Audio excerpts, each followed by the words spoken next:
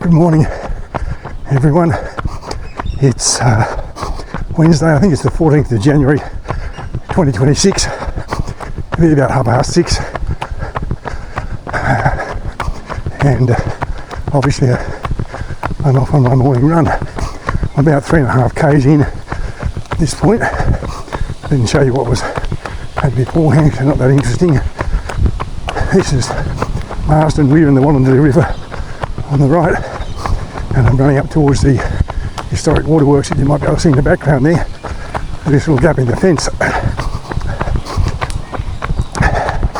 If you're watching outside of Australia somewhere, then you'll know that the northern state on the eastern side of the country, Queensland, in the central northwest, I think that's the best description of it. There are very serious floods at the moment. Lots of livestock being lost, fences lost, properties damaged. I don't think there's been any loss of life, of human life that is, so that's a good thing.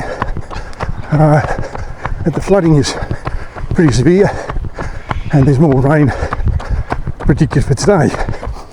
At the southern end of the continent, on the eastern seaboard, the second most populous state, Victoria, large sections of the northeast and even some to the northwest are experiencing severe bushfires at the moment, where again there has been serious property loss, and I think sadly at least one death. That's a sort of feature of the Australian summer. And so of course, if you're in a part of Australia where those things are not happening, we count ourselves very lucky, and we sympathise with the people who lost property, and in some cases their livelihood, and so on. I'm going to talk today about shoes.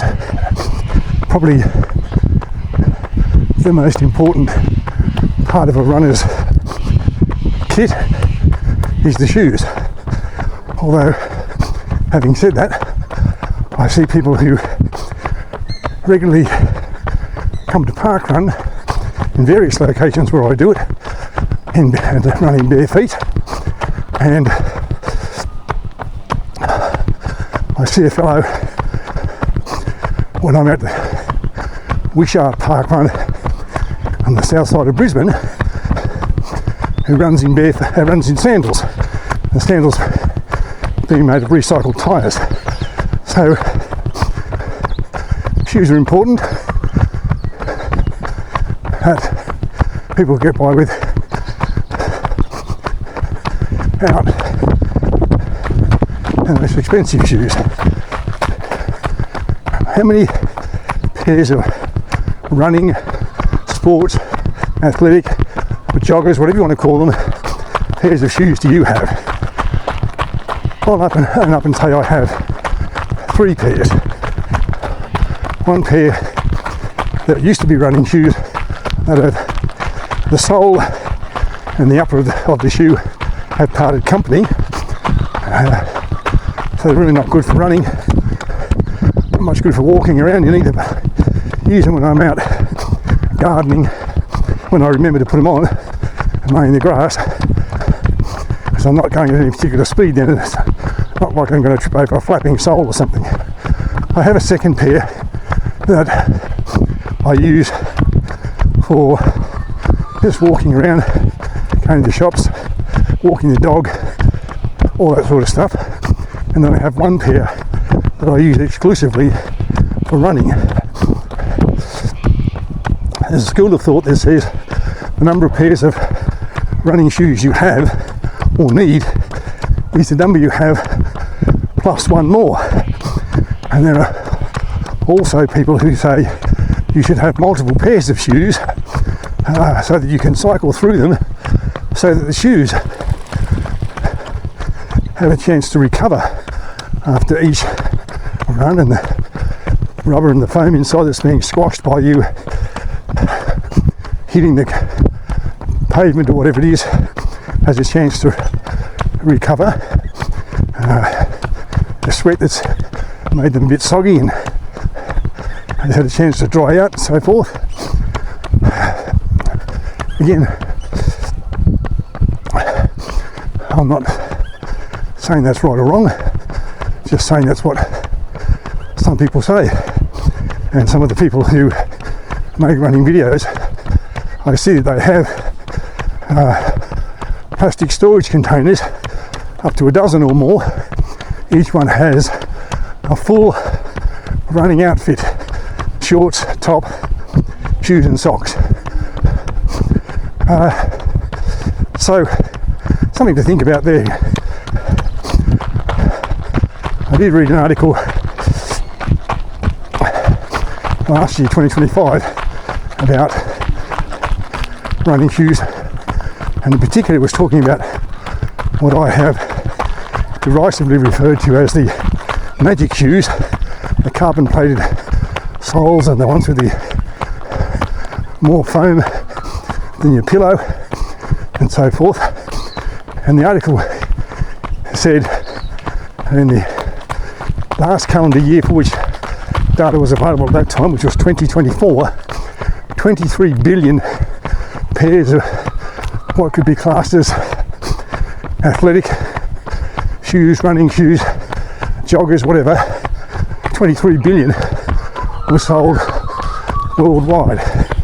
Now, given that the population of the earth is about 9 billion, has not quite, but going close to 3 pairs for every single person on the planet.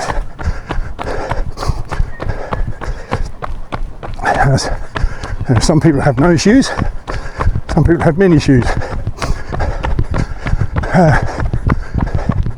The same article noted that it can take up to 100 years for those shoes to break down once they end up in landfill. But anyway, that's not the point of this talk today. That was just sort of a bit of general background about shoes. The information that follows comes from a woman named Elizabeth Clore, spelled C-L-O-R. So it may be Calor, or it may be the C is pronounced like an S and it's Salor. I hope I haven't murdered the pronunciation of her name. She's a 46-year-old woman. I know this because she publishes a lot on social media and tells you how old she is, and has comparison photographs from earlier years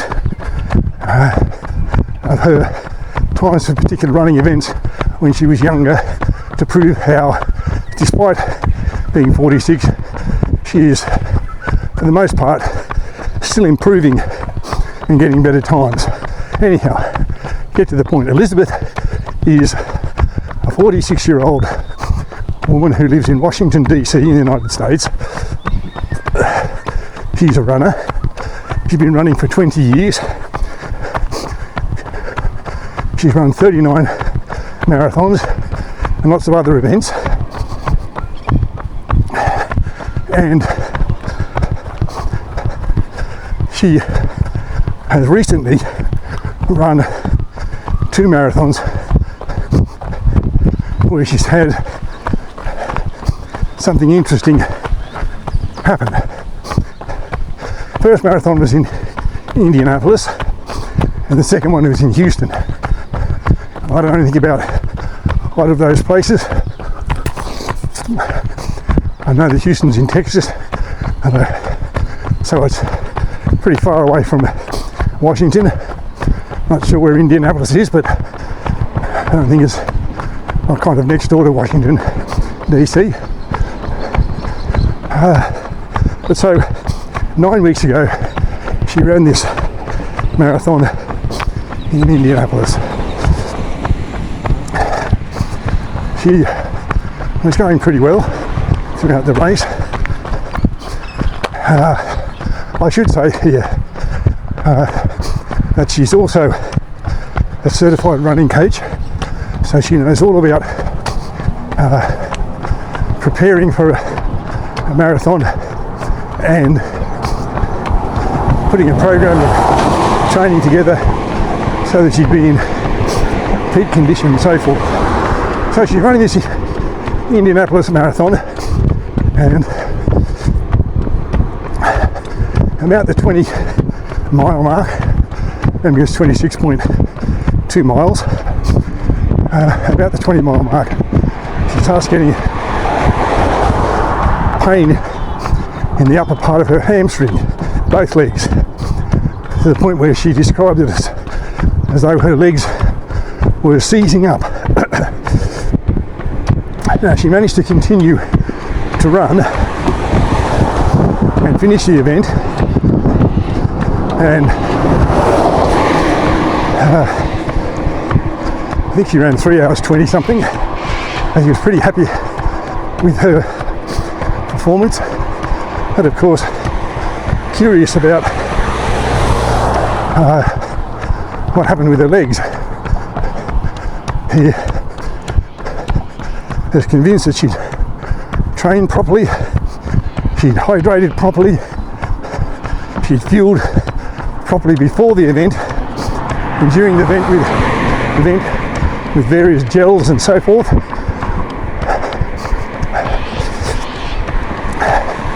So none of those things were a factor. It might have been, despite all that, and despite how psychologically prepared she thought she was, it might have been just, well, stuff happens on the day and things don't always go according to plan. So she had a couple of rest days and then started preparing for this Houston Marathon. Again, she had a block of training. She knew what she had to do. She had run the course before, so she was vaguely familiar with it. By that I mean, she ran it about 2 years previously, or maybe 3 years, 2023. She previously ran it, so she had some familiarity with the course. Again, she did all the preparation she needed to do. Felt she was in pretty good physical condition. Had eaten properly the days leading up to it.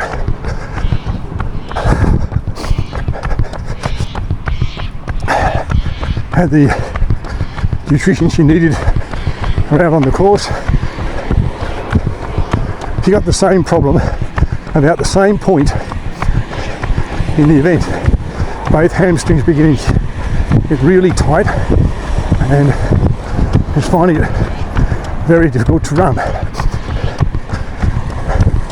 She sort of powered her way, for want of a better word, through it. And got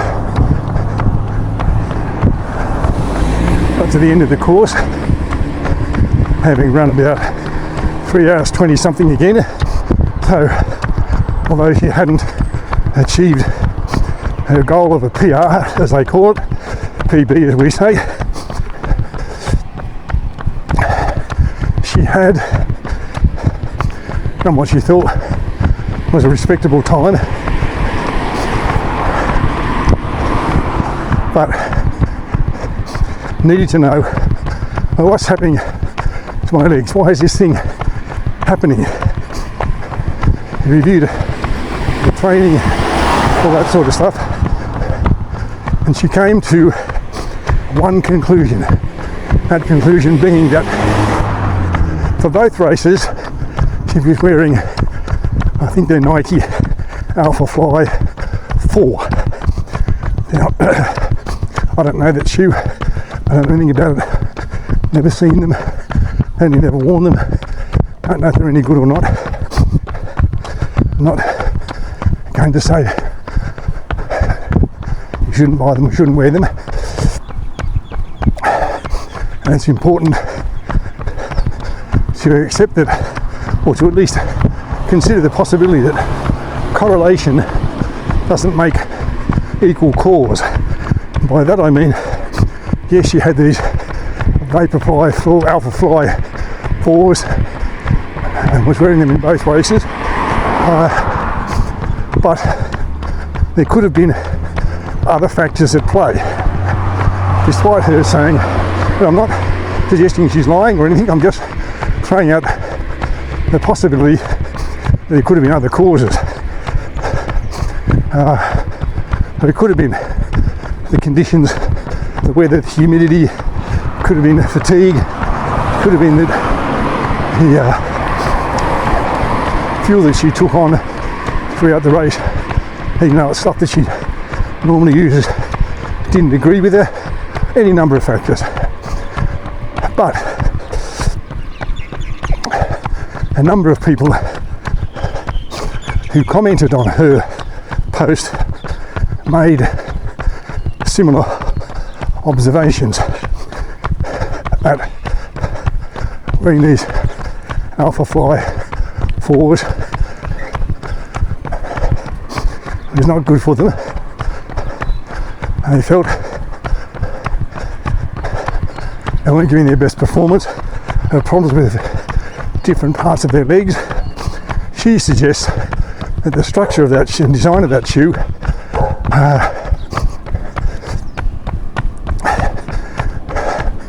means that muscles you might not normally use because you're wearing a different shoe, or might not normally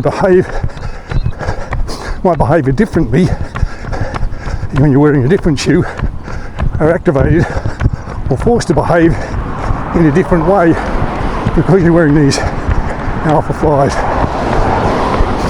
She suggests that part of it is because she's what she calls a slider. I think that means that she doesn't lift her feet very high from the running surface, kind of slides it a bit over the surface.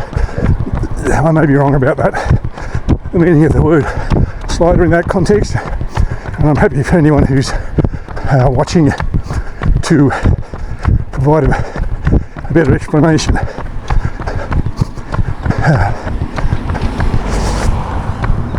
And the point of all of what I'm saying is this: I've never worn any of what I call the magic shoes. I don't know anything about them other than what I've read and seen other people say about them. I don't know anything about dietary or biomechanics, but it is worth thinking about when you're buying shoes, what type of running you're going to do. Are you going to be entering a lot of races, or you're just someone like me that just does a lot of running by themselves and does a park run? Are you running trails? Are you running on grass? Are you running on road surfaces like this?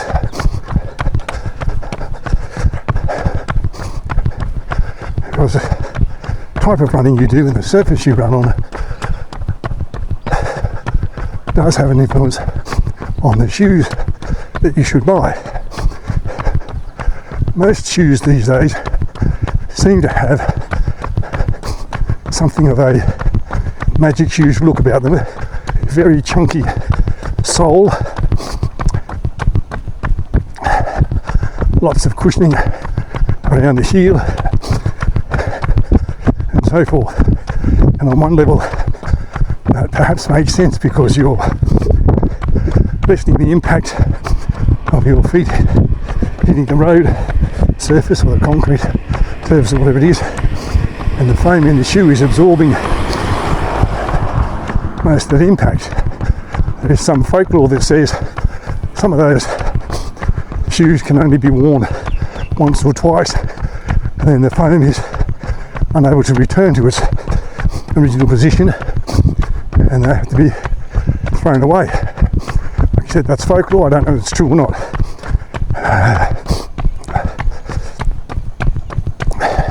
I'm aware that lots of elite runners wear those shoes.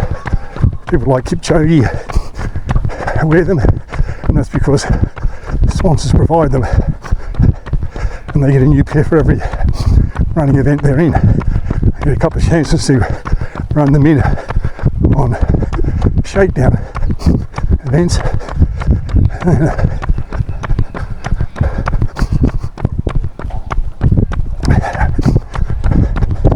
At the end of the shakedown event, at the end of the marathon event, the shoes go who knows where.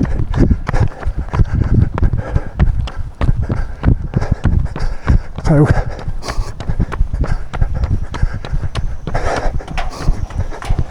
what I'm saying is, in the case of Elizabeth, she is and sees herself as an experienced runner, has run many marathons, knows how to prepare and so on. This particular instance, she just put on the wrong shoes.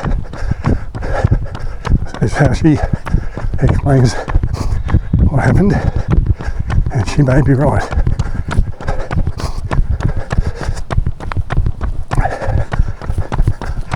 Morning. Good morning. And the big issue is that the shoes that you buy, the shoes that you wear, should be comfortable, of course, and should prioritise function over fashion and style.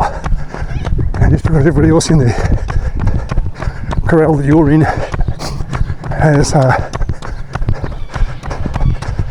stupid shoes that look like those platform shoes with the cork that women used to wear, I think, in the 80s, or it might have been the 90s, doesn't mean they're necessarily the best shoe for you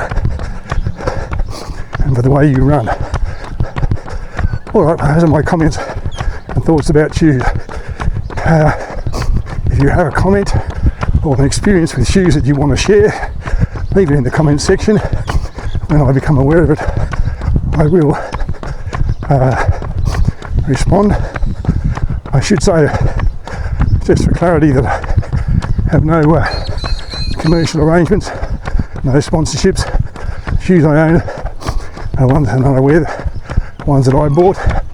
I'm not trying to show you any brand or anything like that, just reporting what another runner has said about shoes that they wore. Thank you for watching. Have a good day. Enjoy your run, and I'll catch you when I'm making the next running video, whenever that's likely to be.